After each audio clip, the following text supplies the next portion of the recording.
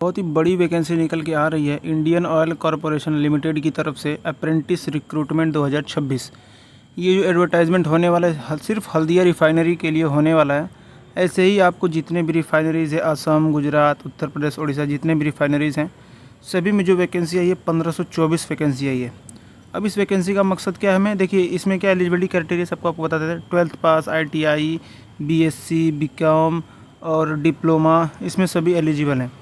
तो हमारा मोटिव क्या है ये वीडियो बनाने का कि लड़कों को पता ही नहीं चल पाता कि वैकेंसी कब आ रही है। तो इस वीडियो के माध्यम से और इस चैनल के माध्यम से आपको जो भी वैकेंसी आएगी, या वो सरकारी हो, प्राइवेट हो, तो आपको नोटिफिकेशन के माध्यम से सब पता चलता रहेगा कि कब वैकेंसी आएगी। तो नोटिफिकेशन में आगे बढ़ते हैं। तो ये जो वैकेंसी होने वाली है, सबसे पहले बात करते हैं कि 3 साल का BSc आपके पास होना चाहिए मैथ्स, फिजिक्स, केमिस्ट्री में। इसके लिए 70 वैकेंसी टोटल है। और ITI देखिए, ITI वालों के लिए भी वैकेंसी है आपके पास। ITI फीटर ट्रेड से होना चाहिए 2 साल का। देखिए फीटर ट्रेड 2 साल का होता है, इसलिए लिखा है 2 years duration with pass class. उसके बाद इसमें 20 वैकेंसी है। 3 साल का आपके पास BSc होना चाहिए फिजिक्स, केमिस्ट्री, मैथ में, उसके लिए 10 वैकेंसी है। 3 साल का डिप्लोमा इन केमिकल इंजीनियरिंग में होना चाहिए, या पेट्रोकेमिकल हो, या केमिकल इंजीनियरिंग हो, टेक्नोलॉजी, रिफाइनरी एंड पेट्रोकेमिकल हो, उसमें 70 वैकेंसी है।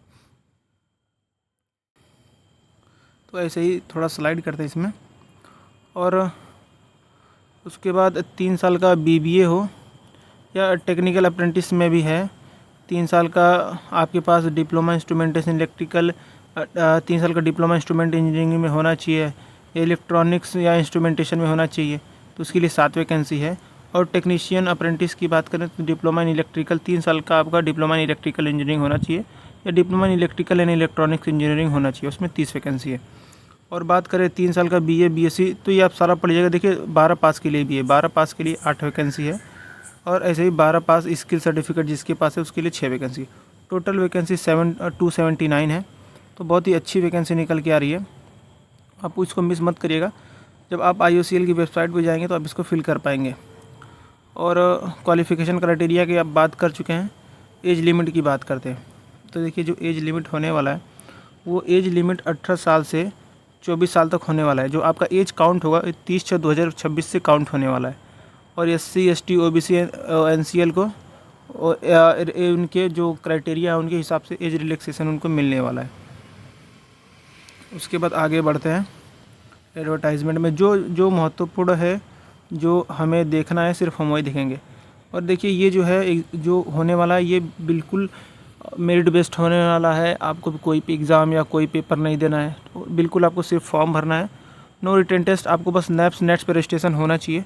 अब देखिए इसमें मैं बता देता हूँ आपको नेट्स या नेप्स पर रजिस्ट्रेशन कैसे करना है। अगर आप फ्रेशर हैं, देखिए फ्रेशर हैं आप, तो अभी आप फ्रेशर हैं, कोई कंपनी आपको जल्दी नौकरी पर रखती नहीं है, रखती है तो कॉन्ट्रैक्ट पे रखती है। अब ITI डिप्लोमा या BA BSc वाला बंदा कॉन्ट्रैक्ट पे करेगा तो फिर अनपढ़ों में और आप में क्या डिफरेंस रह जाएगा। तो ऐसे ही उसमें कोई मतलब नहीं है। तो आपको क्या करना है कि इस वीडियो में, मतलब मैं ऐसी वीडियो बनाता हूँ कि आपको सिर्फ परमानेंट या प्राइवेट नौकरी में जो परमानेंट वैकेंसी आती है, जो स्टाफ रहता है उसमें आपको नौकरी मिलेगी। तो देखिए ITI और BSc वालों के लिए नेप्स है, और डिप्लोमा और BTech वालों के लिए नेट्स होता है। तो आप YouTube पर जब सर्च करेंगे कि नेट्स या नेप्स पे रजिस्ट्रेशन कैसे करें, ITI वालों को सर्च करना है कि नेप्स पे रजिस्ट्रेशन कैसे करें। ITI और BSc को सर्च करना है नेप्स पे रजिस्ट्रेशन कैसे करें, यूट्यूब पे पूरा वीडियो आ जाएगा। और डिप्लोमा वालों को नेट्स पे रजिस्ट्रेशन करना है, उसके बेसिस पे आपको मिला जाएगा। जब आप फॉर्म भरेंगे तो इसका रजिस्ट्रेशन नंबर आपसे मांगा जाएगा, तो आप उसमें फिल करेंगे। पहले यूट्यूब पे वीडियो देख लेना है कैसे नेप्स या नेट्स पे रजिस्ट्रेशन होगा, वो कर लेना है।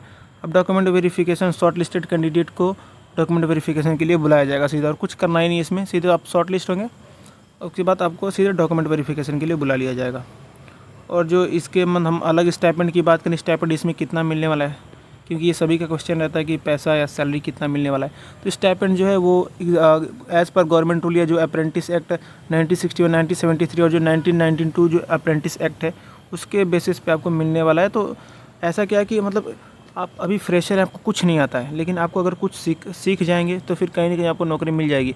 और IOCL से अप्रेंटिस करने का यही भी एक एडवांटेज होता है कि आप उसमें इंटरव्यू नहीं देना पड़ता, या ग्रुप डिस्कशन जो भी होता है एग्ज़ाम के बाद वो नहीं देना पड़ता है।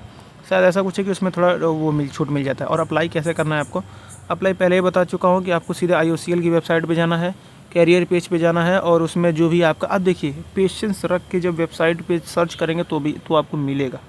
ऐसे हड़बड़ा के देखते जाएंगे तो फिर मतलब क्या कि वेबसाइट भी थोड़ी ऐसे कैरियर पेज पे जाएंगे, फिर उसमें एडवर्टाइजमेंट पे को पढ़ेंगे, एडवर्टाइजमेंट नंबर क्या है, तो एक एक सर्च करके खोल के पढ़ेंगे तो भी आपको अच्छे से दिखेगा। तो अप्लाई डेट जो होने वाला है 29 जून 2026 से 28 जुलाई 2026 तक रहने वाला है।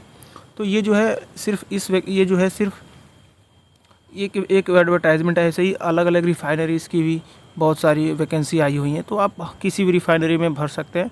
वो आपके ऊपर है, आप किस रिफाइनरी में जाना चाहते हैं या कौन सी रिफाइनरी आपके घर के पास में। ये जो रिफाइनरी हम बता रहे हैं हल्दिया रिफाइनरी की होने वाली है। तो advertisement number, detail advertisement number जो भी है आपको थ्रू कैसे मिलेगा उसमें सारा आप इसमें आप देख सकते हैं, आप पढ़ के वहाँ पे चेक कर लीजिएगा। अगर आप नहीं ढूंढ पाते तो आप कमेंट करेंगे कि कैसे मिलेगा या क्या, कैसे मतलब नहीं ढूंढ पा रहे, तो हम उसके रिगार्डिंग एक और वीडियो बनाएंगे कि आप कैसे ढूंढ सकते हैं या मतलब कैसे अप्लाई करना है, स्टेप बाय स्टेप हम सब कुछ बना देंगे, बस आपको समझ में आना चाहिए। फिर आगे बढ़ते हैं कि जो date of opening online application 1/7/2026, जो application in net snaps portal filling Microsoft Google form. देखिए जो फॉर्म का जो ओपनिंग होगा, date of opening of online application in net snaps portal पे जो ऑनलाइन एप्लीकेशन होगा 1/7/2026 से स्टार्ट हो जाएगा। उसके बाद last date of submission online form 30/7/2026, मतलब आप लास्ट 30/7/2026 शाम के 17 बजे, मतलब शाम के 5 बजे तक आप फॉर्म को भरेंगे। उसके बाद आप भर नहीं सकते, आपको उसके पहले ही फॉर्म भर देना है।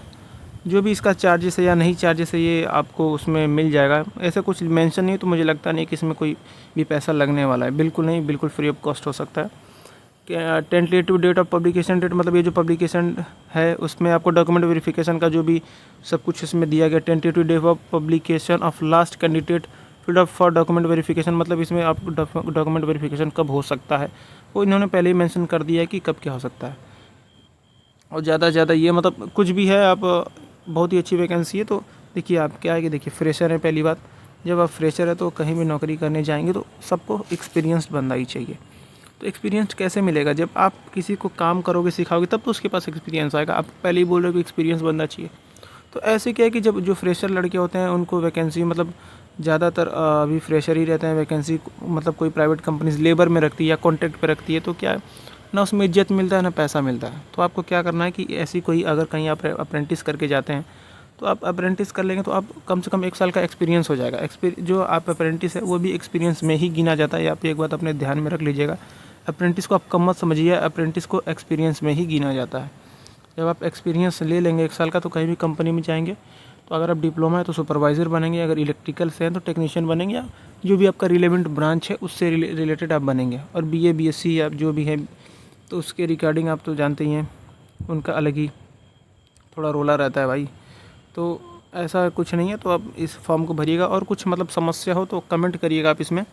और आपकी पहली बात, आपकी क्वालिफ़िकेशन क्या है, तो उस क्वालिफ़िकेशन के हिसाब से अगर आप अपने कमेंट में लिख देंगे कि हाँ जैसे मैं ITI फ़िटर हूँ तो ITI फ़िटर, ठीक है, आप ऐसे लिखेंगे हाँ मैं ITI फ़िटर तो ITI फ़िटर। उसके बाद लिखेंगे कि पास आउट क्या है, फ्रेशर, एक्सपीरियंस्ड है, तो उसके रिगार्डिंग मैं वीडियो बनाऊंगा। अगर मान लीजिए कि डिप्लोमा है तो आपको लिखना है कि हाँ मैं डिप्लोमा होल्डर ये, या केमिकल ब्रांच या इलेक्ट्रिकल ब्रांच, फ्रेशर या एक्सपीरियंस आपको आगे लिख के, उसके बाद पास आउट है या 2 साल का एक्सपीरियंस है तो उसके रिगार्डिंग मैं आपको वीडियो बना के दूंगा। तो मिलते हैं नेक्स्ट वीडियो में। जय हिंद, वंदे मातरम।